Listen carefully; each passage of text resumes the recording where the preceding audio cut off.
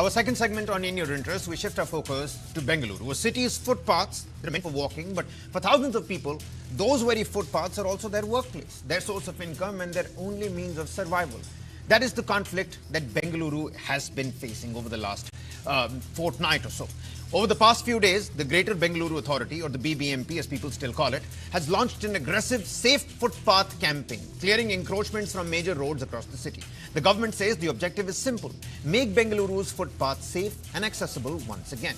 Authorities argue that pedestrians, senior citizens, children, people with disabilities have long been forced onto the busy roads because pavements have been taken over by illegal encroachments. They say restoring walkability is not just about convenience, it's about public safety, and pedestrians come first. But on the other side of this very campaign are thousands of street vendors who believe they are paying the highest price.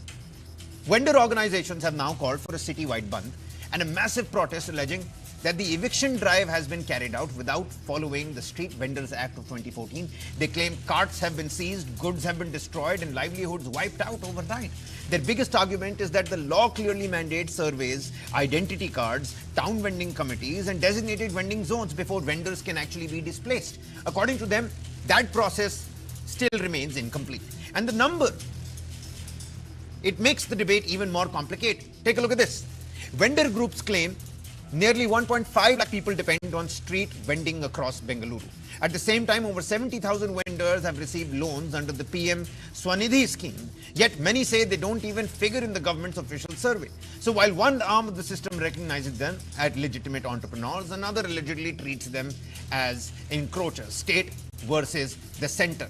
And that raises the larger question: can a modern city reclaim its footpaths without destroying the livelihoods of the people who have worked there for decades? Is the problem really the street vendors alone? Or should the same urgency also apply to illegal parking, commercial encroachments, construction, debris, and every other obstacle occupying Bengaluru's pavements? Joining us here on the broadcast are two very credible voices. Joining us here are Mr. Vijay Grover, senior journalist. Many thanks for taking out the time, Mr. Grover. Always a pleasure to have you with us. Dr. Nisha Nujumuddin, public policy expert, with us on the broadcast as well. You see, Mr. Grover, how does one look at this particular story? This is a story about a balance. This is a story about urban planning. This is a story about the vendors that are there. No one is disputing that pedestrians deserve clear footpaths, but the Vendors' Act needs to be brought into place. And now tomorrow, Bengaluru is going to witness that citywide bandh that the vendors are observing. Where is this story going? It started on the 1st of July. A lot of pressure on the GBA as well. Well, as a Kabir, good evening. And, you very rightly said it, the fact that it is one side you have the livelihood issues, and on the second side you have the safety of the citizens. And this is something where we need to discuss. And, the way we are discussing this now, very clearly this is a discussion that is going on across the city as well. Now, we've seen over 300 deaths of pedestrians on busy streets because the footpaths which were their right, for which they paid taxes, were not accessible to them. And it's not just the street vendors. You have shop extensions, you have darshanis running practically on footpaths, you have illegal setups which have been made over there. So it's not just the street vendors. Very clearly, the crackdown that is happening, and we're seeing it in the last 7-8 days, is against all these big malls, complexes, plazas, which have taken the footpaths in front of them as a taken for granted space. So either it's a slope or it's steps, which are obstacles, and those are the ones that were targeted first. Now, also, but we don't see that in the visuals. We don't see that, Mr. Grover. We only see the hawkers that have been pushed away, their kiosks being seized. Is there action that's been taken on this kind of encroachment by the big malls, by the big buildings? Yes, indeed. And that's something where, I think so. The messaging was very clear that it's not just the street vendors, it's also these businesses which have taken up. The tendency of late had become that you make a basement, so you put half the staircase onto the footpath down and half the staircase on top to the mezzanine floor. So that was what was the biggest obstacle. Now, all these have been given timelines to, clear up. And the biggest problem that Bengaluru has faced is the BBMP's laxity of work. And that's something where we saw that solid waste management You have the construction debris which had been strewn around. People just drop their old sofas on the footpaths and they go away, nobody to clear them for weeks together. Yeah. So all these things are being targeted. You have abandoned vehicles. There are about 1.5 lakh abandoned vehicles which find no buyers at all. So they're either in litigation or they are stolen vehicles which have not been claimed back, dotting the city. So all these have been given a deadline of 10th of July. Sir, so basically what you're telling us is that the problem is quite serious.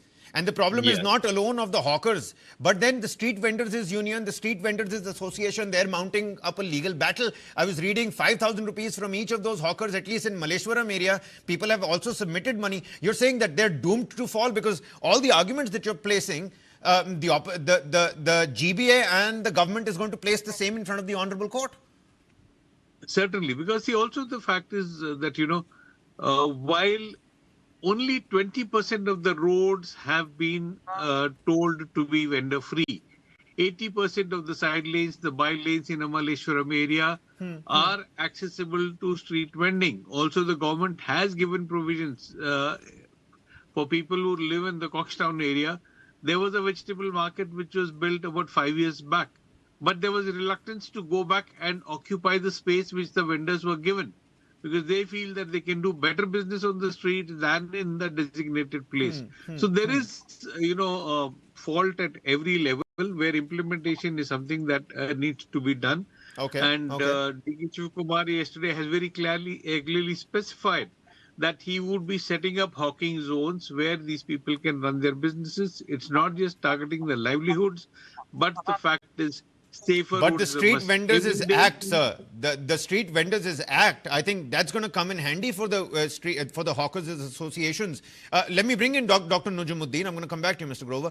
Doctor, you see, the priority, should it be the enforcement first?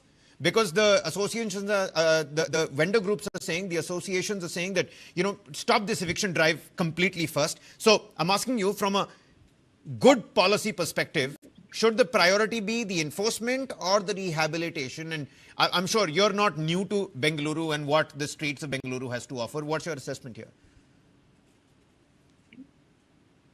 See, development should not become displacement, and livelihood cannot become a license for illegality. That's what I would say. So this is not about it is not a question between development versus livelihood. This should not be seen like that. And we all know that this is indeed a very, very important topic of discussion for the fact that India has approximately 10 million street vendors.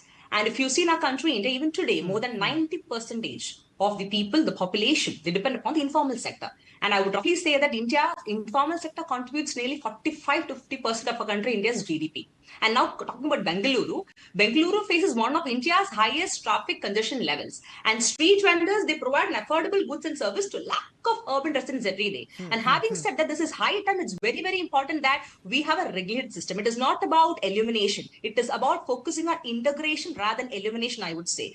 And having said that, we need to really focus on the fact that in cities like Bengaluru, this particular Bengaluru's footpath eviction drive, it reflects a very greater, or I would say a larger challenge for every growing Indian city. Now, we cannot sacrifice the pedestrian safety. That is not possible. Absolutely. Nor can we ignore the livelihood of thousands of informal workers as well. So now what we need to do here is the answer lies not in just like, I would say the bulldozer or the blanket regularization. Rather, it requires evidence-based urban planning. There should be transparent licensing. There should be some designated... In the case of Bengaluru, I think that ship has sailed already. Urban planning for Bengaluru, that ship has sailed. So what do we do now? And you're absolutely right. You talk about integration, but integration is a grey area. Integration from whose POV? Integration from what particular standard? Like you said, nobody is disputing that pedestrians deserve clear footpaths. But Dr. Najumuddin, where do vendors, from their perspective, where do vendors believe that the line should be drawn?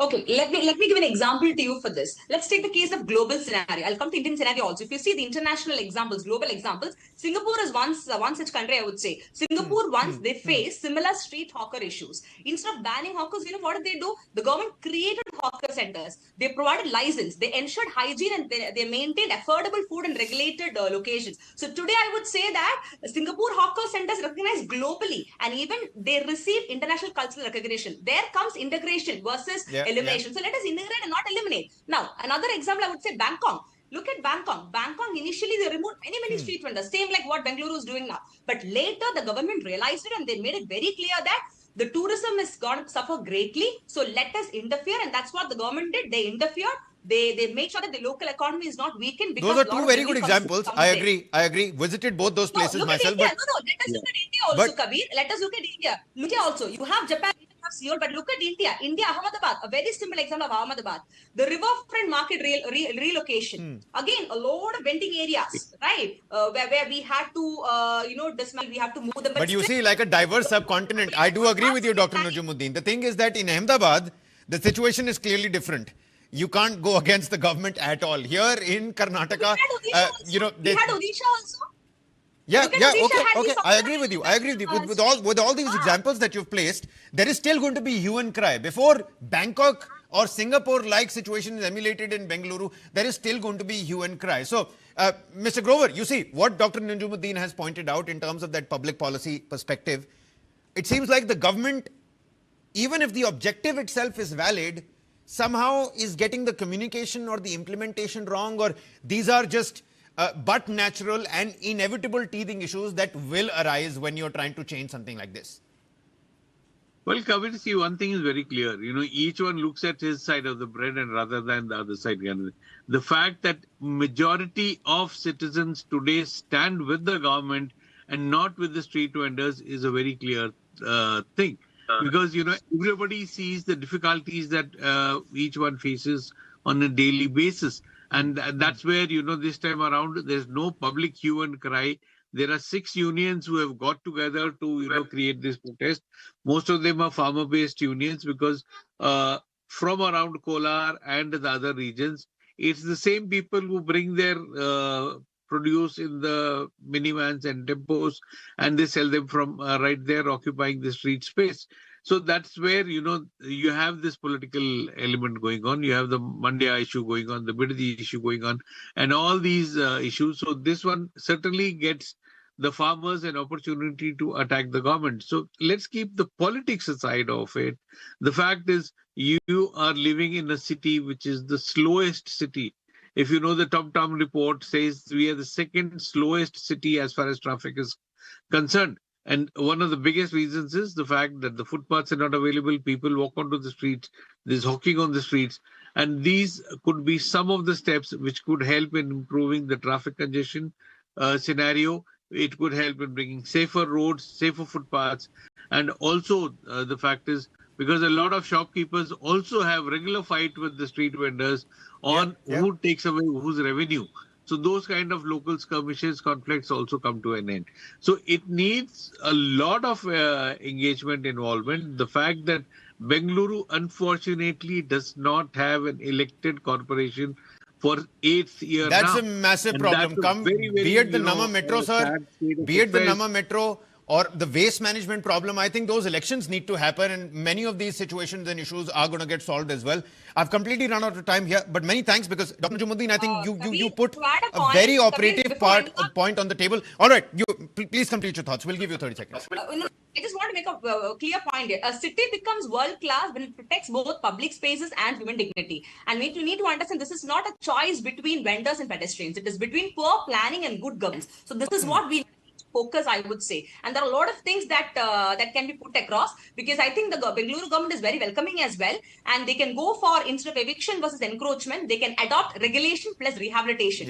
They can go for GIS mapping. They can go for designated vending zones. They can go for digital licensing. I mean, they can have a stakeholder consultation. A lot of options, ma'am. But like Mr. Grover said, without elections, who's going to get the funds to implement all of this?